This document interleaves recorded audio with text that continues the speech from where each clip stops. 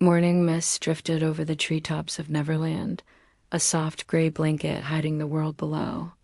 The sun had barely kissed the jungle canopy when Peter, Wendy, John, Michael, and the Lost Boys found themselves trudging through a maze of tangled vines and damp moss. Leading them on was Tinker Bell, her soft golden glow a tiny beacon in the dim light. Wendy looked around, her eyes wide with a mixture of awe and apprehension. The trees here were unlike anything she'd ever seen back in London. Their leaves weren't just green. They shimmered with the delicate, intricate patterns of clock faces. When the wind rustled through the branches, it didn't just whisper. It made the faint, rhythmic sound of ticking. What is this place? She whispered, the question hanging in the humid air. Peter, usually so full of boisterous energy, slowed his pace. His trademark grin had faded into a more somber expression. "This is the forest of forgotten time," he said, his voice unusually quiet. "It's where all the moments we stop believing in go to sleep." The forest was achingly beautiful, but unsettlingly strange. With every step they took, it felt as though the world around them was slowing down, stretching and compressing in impossible ways. They watched a flower bud bloom into full glory, then wither and turn to dust in the span of a few seconds. A bird sang its melody, but the notes played backward, rewinding into a stark and sudden silence. John, ever the intellectual, pulled out his pocket watch, his eyes gleaming with fascination. "Incredible," he exclaimed. "Time here isn't linear at all." Michael, clutching his teddy bear, frowned in confusion. "What's so linear?" Wendy knelt beside him, her voice soft and soothing. "To put it simply, Michael," she explained, "it's like we're walking inside time itself." As they ventured deeper into the woods, the mist grew thicker, curling around their ankles like curious spirits. Suddenly, Wendy froze. A sound, faint but achingly familiar, had reached her ears. It was her mother's voice, seeming to call her name from a great distance. "Mother," she breathed, turning her head. Peter spun around, his expression sharp and urgent. "Don't listen to it, Wendy," he warned. "The forest remembers everything you've ever missed. It's a trick." But the voice was growing clearer, more insistent, and then she saw it. Between two ancient, ticking trees, a glowing image began to form. It was her bedroom window, bathed in the soft light of a nursery lamp.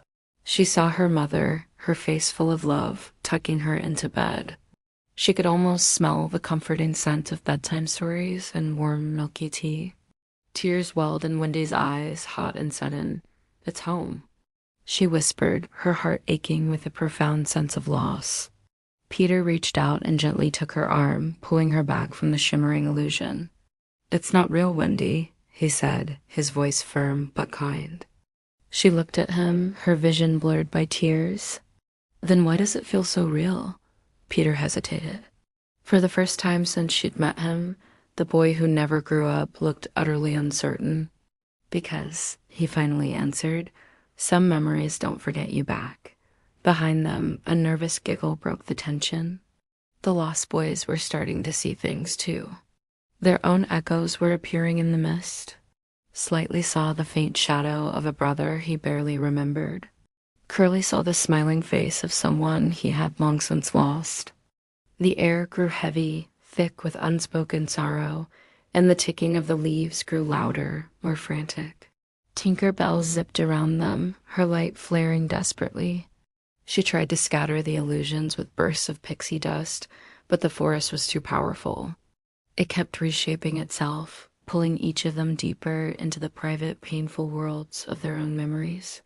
Seeing the growing danger, Peter took charge. He led Wendy toward the very heart of the forest. There, towering over everything else, was a magnificent tree made of shimmering glass and intricate moving gears. Its branches pulsed with a steady golden light, and at its base sat a stone sundial, half overgrown with moss and age. "This is the clock tree," Peter announced, his voice regaining some of its usual confidence.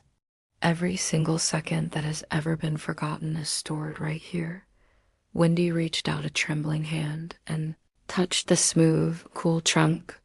As her fingers made contact, she could hear a symphony of lost moments, the echoes of children's laughter, the murmur of whispered stories, the quiet hum of forgotten dreams. But beneath it all, she heard something else. A sinister, familiar whisper that sent a chill down her spine. Tick, tock. Peter, even time belongs to me now. It was Hook's voice. Before Peter could even react, a loud crack split the air. The ancient stone sundial fractured, and from the break spilled an eerie, blue light, the very same malevolent glow that emanated from Hook's enchanted compass. The forest began to twist and warp around them. Shadows stretched into unnaturally long, menacing shapes. John shouted, pointing at the source of the light. "It's the same energy from the ship. Hook has somehow connected himself to the forest." Peter drew his dagger, its blade glinting in the chaotic light. "He's trying to turn time itself against us," he snarled. The great clock tree groaned, its internal gears spinning wildly out of control. From the cracks in its glassy trunk, shadow vines burst forth. They were tendrils of frozen time, moving like living smoke, and they lashed out at the group, wrapping around their feet and trying to drag them down. Wendy grabbed Michael, pulling him free just as a vine tightened around his ankle.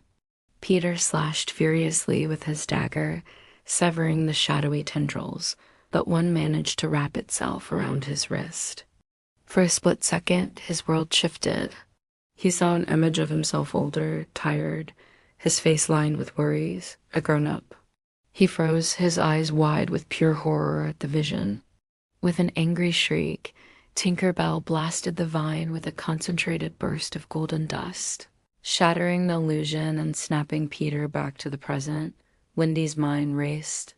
She ran toward the corrupted sundial. If Hook is using time, maybe we can break his connection.